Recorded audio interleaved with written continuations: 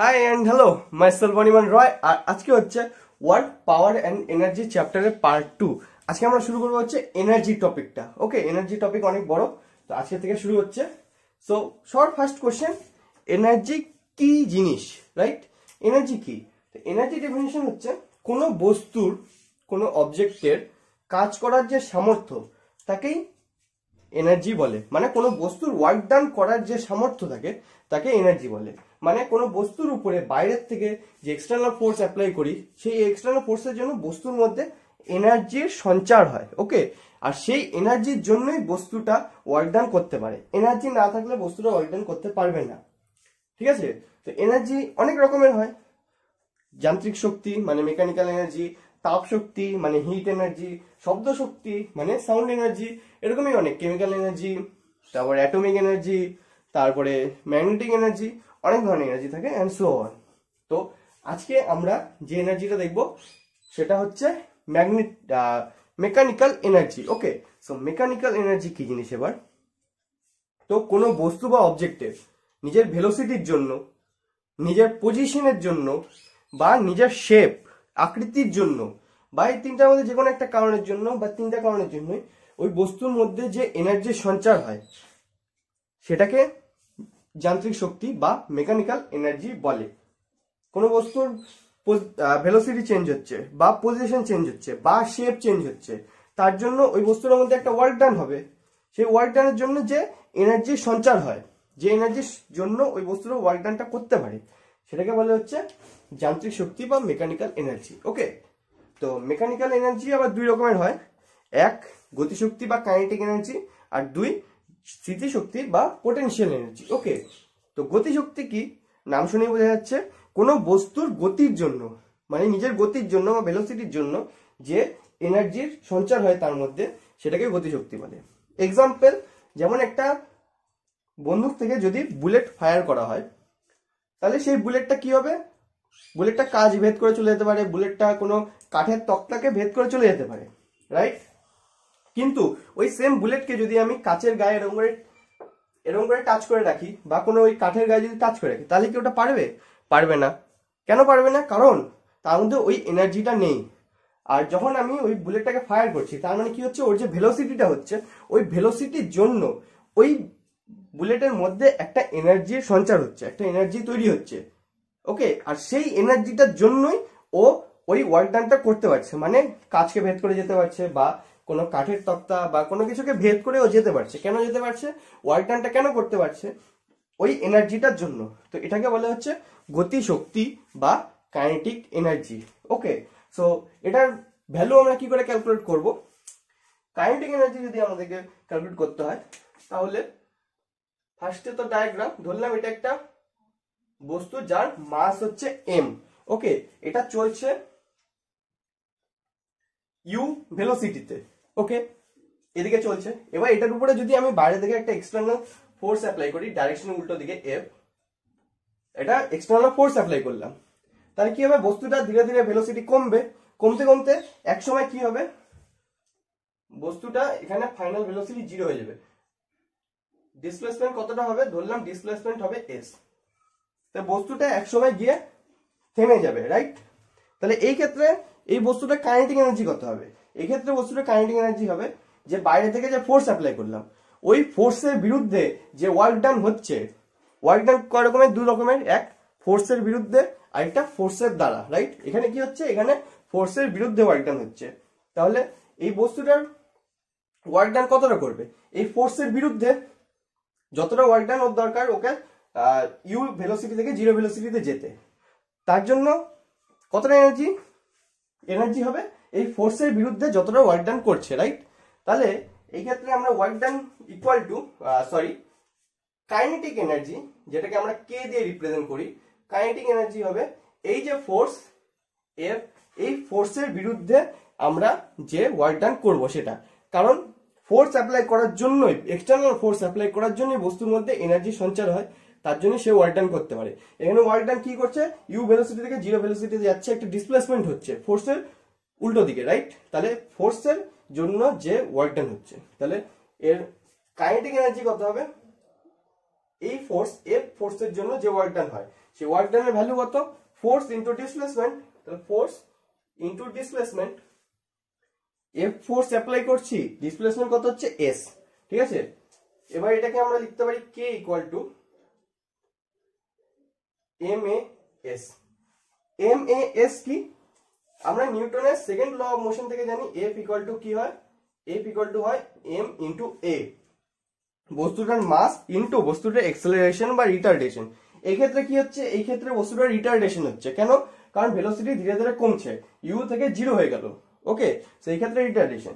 এইবার এটা তো বেরোলো K equal to M A S, okay. এবার এই ডায়াগ্রামে যদি আমরা laws of motion equation of motion apply করি, তাহলে কি লিখতে পারি, V square equal to U square minus 2as, minus কেন, মাইনাস এই জন্য যেহেতু এটা রিটার্ডেশন হচ্ছে, এক্সেলারেশন হলে পজিটিভ হতো, রিটার্ডেশন হচ্ছে তাই মাইনাস, যেহেতু ধীরে ধীরে ভেলোসিটি কমছে। তাহলে এই ইকুয়েশন আমরা ইউজ করতে পারি, এখানে ভি কত হবে, 0 হবে, 0 ইকুয়াল টু ইউ স্কোয়ার, যেহেতু ইনিশিয়াল ভেলোসিটি আমরা ইউই ধরেছিলাম, মাইনাস 2as, এখান থেকে as ইকুয়াল টু কত হবে, as কে এদিকে নিয়ে আসলাম, 2 কে বাই করে দিলাম, নিচে করে দিলাম, তাহলে ইউ স্কোয়ার বাই 2, রাইট। এখান থেকে একটা as এর ভ্যালু আসলো, ইউ স্কোয়ার বাই 2, এই ভ্যালুটাকে নিয়ে গিয়ে এখানে বসায় দিই, এই ভ্যালুটাকে যদি এখান থেকে নিয়ে গিয়ে বসায় দিই, তাহলে এখানে কে ইকুয়াল টু কত বেরোবে, কে ইকুয়াল টু বেরোবে হাফ, এম আছে আর as এর জায়গায় u square, half u square. তাহলে এইখান থেকে কে বা কাইনেটিক এনার্জির ভ্যালু কত বেরোলো, পরিমাণ কত বেরোলো, পরিমাণ বেরোলো হাফ এম ইউ স্কোয়ার। এটা মোস্ট ইম্পর্টেন্ট একটা ফর্মুলা যেটা আমাদেরকে মনে রাখতে হবে, kinetic energy equal to half M U square. Half তো একটা কনস্ট্যান্ট, এম কি, এম হচ্ছে বস্তুর মাস, আর ইউ কি, ইউ হচ্ছে তার লিনিয়ার ভেলোসিটি, তার স্কোয়ার, ওকে। তাহলে এটা হলো কাইনেটিক এনার্জি একটা পরিমাণ বেরোলো। এইবার এই ফর্মুলাকে যদি আমি আরো ফার্দার ইকুয়েট করি, তাহলে কি এরকম লিখতে পারি, কে ইকুয়াল টু হাফ, উপর নিচে আমি এম দিয়ে গুণ করে দিলাম, ওকে। তাহলে m a square u square by m, right, half, এটা কি লিখতে পারি, m u whole square by m, right. M u মানে কি, কোনো বস্তুর মাস ইন্টু ভেলোসিটি, মানে কি, মানে হচ্ছে ওই বস্তুর মোমেন্টাম বা ভরবেগ। তাহলে এটা কি চলে আসলো, এটা চলে আসলো মোমেন্টাম। তাহলে এখানে আমরা লিখতে পারি কে ইকুয়াল টু হাফ, মানে নিচে 2 ইন্টু এম, উপরে মোমেন্টামের স্কয়ার, এম ইউ তার স্কয়ার। তাহলে এখান থেকে আমরা মোমেন্টাম ইকুয়াল টু কি বলতে পারি, মোমেন্টাম ইকুয়াল টু বলতে পারি, এটাকে উপরে নিয়ে গেলাম আর রুটকে সরাই দিলাম 2mk। তাহলে কাইনেটিক এনার্জির সাথে মোমেন্টামেরও একটা রিলেশন আমরা পেলাম, কি relation, momentum equal to root over 2mk, 2 into mass into তার কাইনেটিক এনার্জি, এটা আসলে মোমেন্টাম, ওকে। তো মোমেন্টামের সঙ্গে এখানে আমরা বলতে পারি যে মোমেন্টামের সাথে কাইনেটিক এনার্জি রুটে প্রপোর্শনাল সম্পর্ক থাকে, ওকে, মানে root K proportional to p হয়।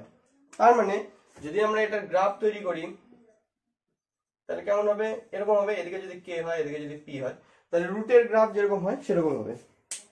তো কি দেখলাম, এক তো কাইনেটিক এনার্জি কি জিনিস, কোনো বস্তুর নিজের ভেলোসিটির জন্য, গতির জন্য যে এনার্জি তৈরি হয় সেটাকে কাইনেটিক এনার্জি বলে। তার ভ্যালু কত, তার ভ্যালু আমাদের যেটা মনে রাখতে হবে সেটা হচ্ছে K equal to half M U square, half into mass into তার লিনিয়ার ভেলোসিটি। আর সেটাকে যদি আরো ফার্দার আমরা ক্যালকুলেট করি, তাহলে কি চলে আসবে, মোমেন্টামের সাথে সম্পর্ক, momentum equal to root over 2mk, ঠিক আছে,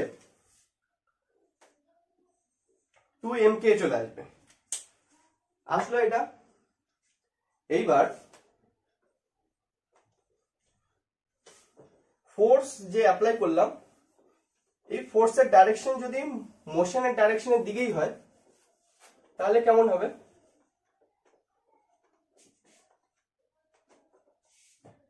কিরকম, এটা একটা বস্তু এম মাস ইউ ভেলোসিটি যাচ্ছে, এদিকে ফোর্স এদিকে অ্যাপ্লাই করলাম, ওকে। তাহলে কি হবে, এটার ভেলোসিটি বাড়বে, বেড়ে কি হলো, ধরলাম এটার ভেলোসিটি বেড়ে হয়ে গেল ভি, তাহলে কি হলো, ভেলোসিটি চেঞ্জ হলো, মানে কি হলো, এক ধরনের ওয়ার্ক ডান হলো।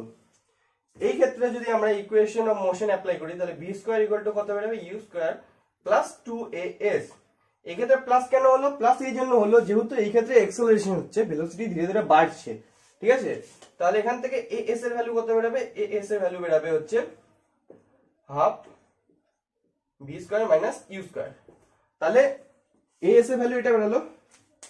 তাহলে এই ভ্যালুটাকে যদি আমরা কাইনেটিক এনার্জি ফর্মুলাতে ইউজ করি তাহলে কাইনেটিক এনার্জি কত বেরাবে?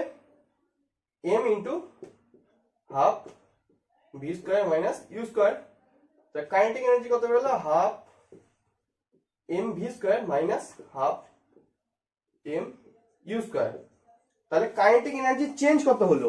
কাইনেটিক এনার্জি চেঞ্জ হলো ফাইনাল কাইনেটিক এনার্জি এই বস্তুটার মানে half mv square minus initial kinetic energy মানে হচ্ছে হাফ mu স্কয়ার।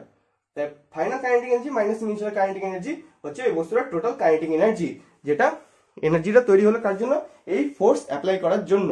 ওকে, তো এটা হলো কাইনেটিক এনার্জি চেঞ্জ, এটা ফর্মুলা আসলো।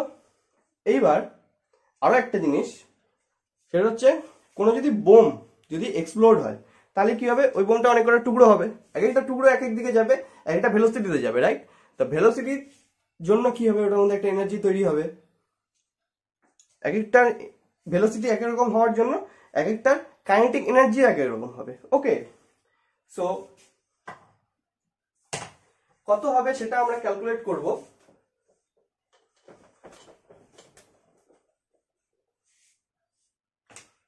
তো ধরলাম এটা একটা বোম, এটা দুটো টুকরো হলো। ওকে, এটা একটা স্মল এম, এটা একটা ক্যাপিটাল এম মাস।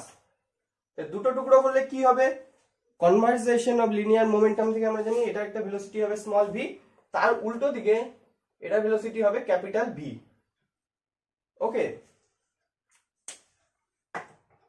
তার জন্য এদের দুটো মোমেন্ট কাইনেটিক এনার্জি তৈরি হবে। ধরলাম এটা k1 এটা k2। ওকে, একটা বোম দুটো টুকরো হলো, small M R capital M মাসে। স্মল এম এর ভেলোসিটি স্মল ভি হলো আর কাইনেটিক এনার্জি তৈরি হলো k1, আর ক্যাপিটাল এম এর ভেলোসিটি হলো ক্যাপিটাল ভি আর কাইনেটিক এনার্জি তৈরি হলো k2। ওকে, তাহলে k1 বাই k2 আমরা কত লিখতে পারি? k1 বাই k2 হবে half small M small V square by half capital M capital V square, right? এখান থেকে কত আসলো? mv square by mv square, half half কেটে গেল। তো k1 by k2 equal to small m small v square by capital M capital V square. Okay, এইবার এতদূর অবধি আসলো, ইকুয়েশন থাকলো। এবার যদি এই এক্সপ্লোশনের ক্ষেত্রে আমরা কনজারভেশন অফ লিনিয়ার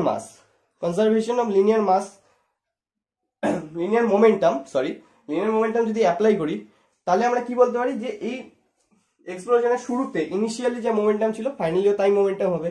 যেহেতু দুটো টুকরো হয়েছে তাহলে এটার একটা ডাইরেকশন হবে, তার উল্টো দিকে আরেকটা ডাইরেকশন হবে। তো একটার পজিটিভ হলে একটা নেগেটিভ হবে, দুটো ক্যান্সেল আউট হয়ে জিরো হয়ে যাবে। আর প্রথমে ইনিশিয়াল মোমেন্টাম কি জিরো ছিল, তাহলে এই ক্ষেত্রে আমরা বলতে পারি small m capital M equal to small m small v equal to capital M into capital V, right? Conservation of linear momentum এটা। তাহলে এখান থেকে স্মল v ইকুয়াল টু কত বেরোলো? স্মল v বেরোলো capital M capital V by small m। এই ভ্যালুটা নিয়ে গিয়ে এখানে বসায় দিই। তো k1 by k2 equal to কত বেরাবে? m by m into v square into এই v এর স্কয়ার মানে ক্যাপিটাল M এর স্কয়ার ক্যাপিটাল V এর স্কয়ার বাই স্মল m এর স্কয়ার। v স্কয়ার কেটে গেল, ক্যাপিটাল M এখানে স্কয়ার কাটলো, স্মল m এর এখানে স্কয়ার কাটলো। তাহলে k1 by k2 equal to কত আসলো? Capital M by small m। মানে কি এখান থেকে আমরা কি বলতে পারি? এখান থেকে আমরা বলতে পারি যে কোনো এক্সপ্লোশনের ক্ষেত্রে মাস যত কম হবে তার কাইনেটিক এনার্জি তত বেশি হবে। এই ক্যাপিটাল M যেহেতু বড়, এই ক্ষেত্রে capital M is greater than small m, তাহলে এখানে কি হবে? k1 is greater than k2 হবে। এই ক্ষেত্রে আমরা বলতে পারি k1 is greater than k2 হবে। ওকে, যেহেতু k1 by k2 equal to m capital M by small m, তাহলে মাস যত কম হবে কাইনেটিক এনার্জি তত বেশি হবে এই এক্সপ্লোশনের ক্ষেত্রে। ওকে, এবার যদি k1 এর ভ্যালু আমাদের বের করতে হয়, তো k1 ইকুয়াল টু কি দিব, k1 কে উপর নিচে যোগ করে দিলাম নিচে, তাহলে এত আসলো k, মানে উপরেরটা নিচে যোগ করে দিলাম, তাহলে k1 বাই k2 এর জায়গায় k1 by k1 plus k2, তাহলে এই পাশেও কি হয়ে যাবে capital M by capital M plus small m, এই ক্যাপিটাল M কে যোগ করতে হবে, তাহলে এটা টোটাল মাস আসলো, এখান থেকে টোটাল কাইনেটিক এনার্জি, এই k1 বাই k2 কে ধরলাম আমরা k,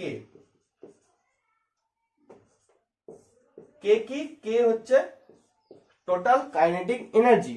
ওকে, তাহলে এখান থেকে আমরা বলতে পারি k1 মানে প্রথম বস্তুটার এটার কাইনেটিক এনার্জি কত হবে, capital M into k, total এটা উপরে চলে গেল by total mass m plus m। Okay, সেটা বেড়ে গেল প্রথম বস্তুটার কাইনেটিক এনার্জির পরিমাণ।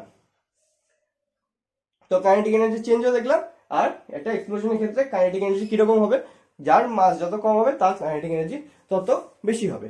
ওকে, সো এই হচ্ছে ওভারঅল কাইনেটিক এনার্জি। ওকে, সো এটা দিয়ে আজকের সেশন কমপ্লিট।